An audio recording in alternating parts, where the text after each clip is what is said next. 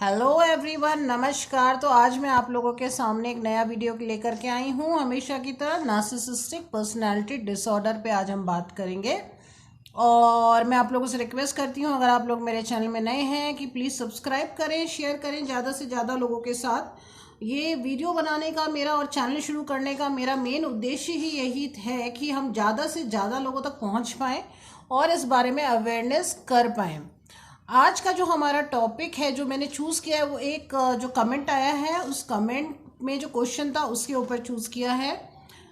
Comment ये था कि डिफरेंस क्या होता है ओवर्ट और कोवर्ट नार्सिसिस्ट में। तो आज उस बारे में बात करेंगे।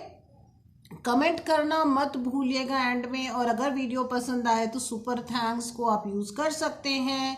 सुपर थैंक्स 40 रुपीज़ से स्टार्ट हो जाता है। आप लोग का कंट्रीब्यूशन, आप लोग के कमेंट्स, आप लोग के सब्सक्रिप्शन बहुत ही वैल्यू करते हैं चैनल के लिए और मेरे लिए, क्योंकि चैनल को ग्रो ही तभी हम कर पाएंगे अगर आप लोग हमें सहयोग करेंगे तो। स्टार्ट करते हैं। जो टॉपिक है वो ये है कि ओवर्ट और कोवर्ट नार्सिसिस्ट में क्या फ़र्क होता है।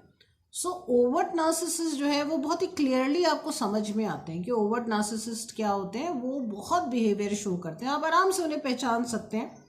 थोड़े समय बाद आप उनको चाह करके भी अनदेखा नहीं कर पाएंगे, क्योंकि वो इतने एग्रेसिव और बुली करेंगे, वो इतना आपको बोलेंगे, अब्यूज़ करेंगे कि आप पहचान जाएंगे उनको। इन केसेस में डिवोर्स रेट बहुत हाई होता है, क्योंकि लोग इनके साथ नहीं रह पाते हैं और ये रिलेशनशिप जनरली नहीं चलते।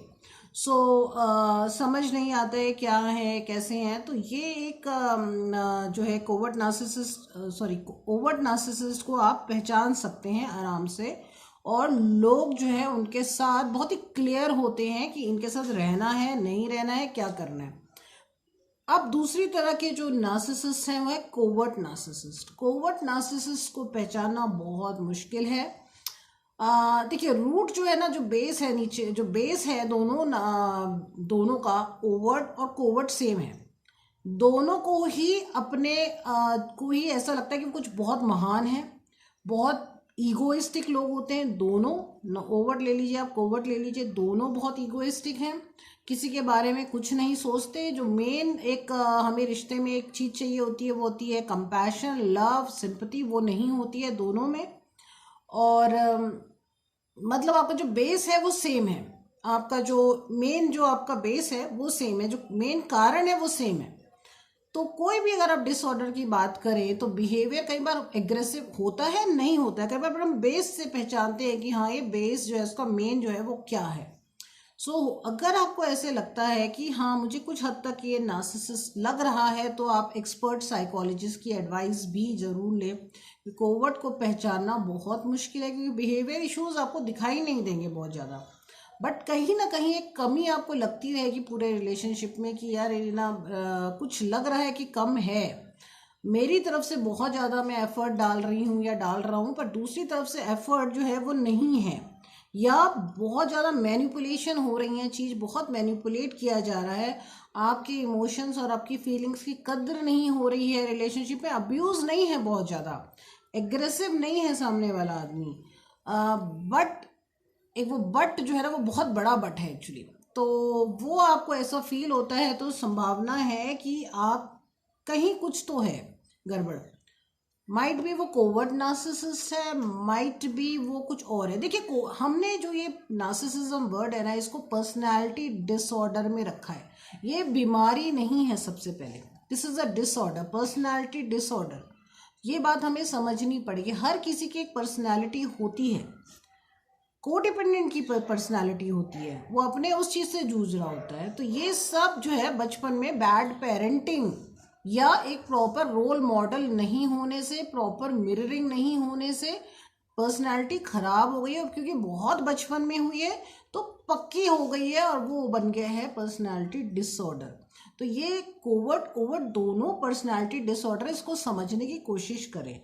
क्योंकि हम क्या करते हैं, वर्ड नार्सिसिज्म वर्ड में अटक जाते हैं बहुत बुरी तरीके से। नार्सिसिस्ट नार्सिसिस्ट बहुत, हम ये नहीं समझ रहे कि वो एक पर्सनालिटी डिसऑर्डर है, यानी एक डिसऑर्डर आ गया है पर्सनालिटी में और वो पक्का हो गया है, तो संभावना बदलने की नहीं है, या बहुत कम है। जब वो खुद चाहे तो, नहीं तो नहीं बदलेंगे वो, क्योंकि बहुत बचपन से वो वैसे ही जी रहे हैं, उनको कोई रिस्क नहीं उठाएंगे आप अपने आप को अचानक बदल के, ना ही उनको फेथ है कि भाई बदलना क्यों, तो वो बदलते नहीं हैं। तो वो उनको अपनी जो सोच है वो बिल्कुल सही लगती है, तो वहाँ वो बदलने की कोशिश भी नहीं करते। तो डिसऑर्डर है, आप उसको नार्सिसिस्ट बोल दीजिए या कुछ बोल दीजिए, बट अगर कुछ लग रहा है कमी रिलेशनशिप में तो कुछ तो है। वहाँ पे आप जाके एक साइकोलॉजिस्ट की एडवाइस ज़रूर ले सकते हैं, मैरिटल काउंसलिंग्स होते हैं, पेरेंटिंग सेशंस होते हैं, जाइए बात करिए। मुश्किल है बहुत एक नार्सिसिस्ट के साथ जाके थेरेपी लेना, क्योंकि वो तो अपने अंदर कुछ कमी समझते नहीं है। सो ये एक रीज़न हो सकता है। तो कोवर्ट ऐसे होते हैं, थोड़ा सा मैंने आपको आइडिया दिया है, बट मैं ये नहीं कह रही हूँ इससे आप मान लीजिए बिल्कुल सामने वाला कोवर्ट है। हाँ, कमी है, ये भी बहुत बड़ी बात है कि कमी है, अब उस पर भी काम तो करना है। भले ही हो सकता है बिहेवियरल इश्यूज हो, नार्सिसिज्म ना हो, बिहेवियर इश्यूज भी हो सकते हैं, या ट्रॉमा भी हो सकता है, कुछ भी हो सकता है। तो बेसिकली उसको समझना है, क्योंकि ओवर तो बहुत ही क्लियर है, बहुत चिल्ला रहे हैं, बहुत एग्रेसिव हैं, रहेंगे ही कैसे आप उसके साथ, बहुत ज़्यादा क्लियर है वो चीज़। आप रहते हैं तो भी आपको क्लियरिटी बहुत रहती है, कोवर्ट के साथ क्लियरिटी नहीं रहती है, वो समझ नहीं आते, वो बिहेवियर इश्यूज लगते हैं। क्लियर कट हमने नार्सिसिज्म को इतना ज़्यादा ओवर्ट समझा है आज तक कि कोवर्ट हमको नहीं समझ में आता कि क्या है। सो काफ़ी बड़ा टॉपिक है, इस पे बहुत सारे वीडियोस बनाए जा सकते हैं, क्योंकि कोवर्ट फिर समझना अपने आप में बहुत टेक्निकल है, पर थोड़ा सा आपको आइडिया आया होगा। बहुत ही क्लियर डिमार्केशन है, बहुत ही क्लियर डिफरेंस है दोनों में। और कोवर्ट के साथ इसलिए मैंने बहुत सारे वीडियोस में कहा है रहा जा सकता है। अगर आपको रहना है तो आप कुछ टेक्निक्स लगा सकते हैं, आप भी मैनिपुलेट कर सकते हैं और आप रह सकते हैं वहाँ पे। उसकी कुछ कमज़ोरियों को पकड़ के आप उनको मैनिपुलेट कर सकते हैं, करना पड़ेगा, क्या करें अगर रहना है तो, है ना। कोवर्ट के साथ आपको कभी, आपका मर्जी है, वो बहुत मुश्किल है उनके साथ, तो हम नहीं बोल सकते आपकी सिचुएशन, बट कोवर्ट के साथ स्टिल आप कुछ कर सकते हैं। देखिए हम एकदम से, हम इंडिया में हैं तो, या हम एकदम से ये नहीं कह सकते ना छोड़ दो, छोड़ दीजिए, ख़त्म कर दीजिए, इतना आसान नहीं है अभी भी। तो चीज़ें क्या है, कोवर्ट के साथ मैनेज की जा सकती है, मैनेजेबल की जा सकती हैं चीज़ें। नहीं मिलेगा आपको इमोशनल नीड, नहीं मिलेगा। आप रोज़, आप मेरा वीडियो देखे अब ये समझने मत चले जाइएगा कि हाँ भाई मेरी इमोशनल नीड फुलफिल हो जाएगी इससे, वो नहीं होगी। वो तो डिसऑर्डर मैंने बोल ही दिया है ही, तो वो तो नहीं होगा, बट रह सकते हैं, रहा जा सकता है। कुछ आप लोग भी टेक्निक सीख लें, उनको समझ लें तो रह सकते हैं, ये बोला मैंने। मुश्किल है, आपको इमोशनल नीड कहीं और से फुलफिल करनी पड़ेगी, आपको सपोर्ट कहीं और से लेना पड़ेगा। वहाँ पे एक इंसान है बट नहीं है, ऐसा सा है वो, आपको बहुत ज़्यादा एग्रेसिव नहीं है, अब्यूज़ नहीं कर रहा, बट आपको इमोशनल नीड भी आपकी मीट नहीं होगी वहाँ पे, जैसे कि हम एक रिलेशनशिप में चाहते हैं, वो नहीं होगा। आई थिंक थोड़ा सा मैंने क्लियर किया चीज़ों को।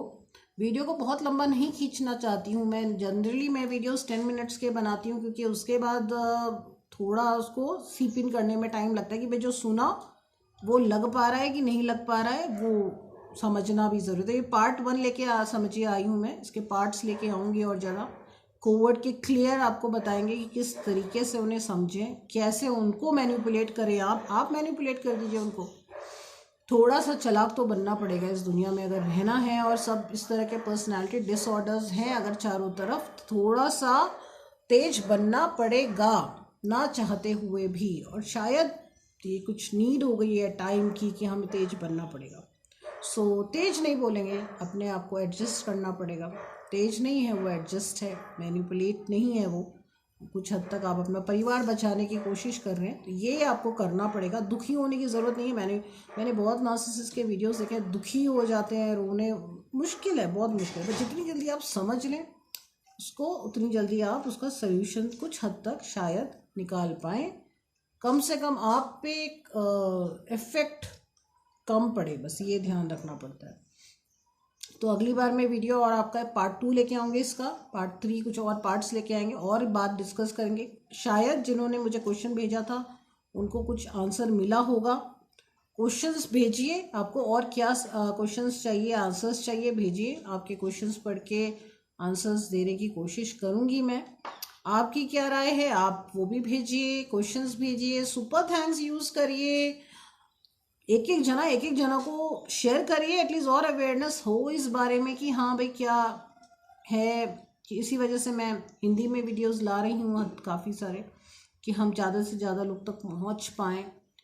कि अवेयरनेस कम है थोड़ा इस फील्ड में, अवेयरनेस हमको बढ़ानी है। और तो ये वीडियो मैं यहीं पे ख़त्म करती हूँ। अगली बार मैं आपके लिए इसका अगला पार्ट लेके आऊँगी। प्लस अगर आपने मुझे कोई क्वेश्चन भेजा, उस क्वेश्चन को भी मैं ले सकती हूँ। तो हमारी कम्युनिटी को हमको स्ट्रॉन्ग बनाना है और सबको एक दूसरे को साथ देना है, सहयोग करना है। कमेंट करिए, सब एक दूसरे को आंसर्स दीजिए कमेंट में। यहाँ पे एक बहुत बड़ा आपको इमोशनल सपोर्ट मिल जाएगा इस चैनल में। एक आप बहुत बड़ा आप क्वेश्चन देखिए, मैं आपके क्वेश्चंस पढ़ रही हूँ, आंसर दे रही हूँ। आप लोग एक दूसरे को आंसर्स दीजिए। कुछ लोग बहुत ही लोग हैं जो कॉमन आप लोग कमेंट्स करते हैं, तो दूसरा उसको कमेंट को एक वैलिडेशन तो दे सकता है ना। अगर किसी ने हाँ बोला तो वैलिडेट तो कर सकते हैं। एक इमोशनल सपोर्ट तो इस चैनल में ही मिल जाएगा आपको। बहुत सारे लोग हैं, हम 1000 कम नहीं होते, इतने लोग तो हैं एक दूसरे को सपोर्ट करने के लिए। तो थोड़ा सा ग्रो करने में हेल्प करें इस चैनल को। क्या मैं और कर सकती हूँ, राय दीजिए अपनी। क्या मैं और करूँ, किस तरह के वीडियोस और डालूँ ताकि मैक्सिमम लोगों तक पहुँच पाएँ हम लोग। ये आप कुछ आइडियाज़ दीजिए। और अगले वीडियो तक के लिए नमस्कार।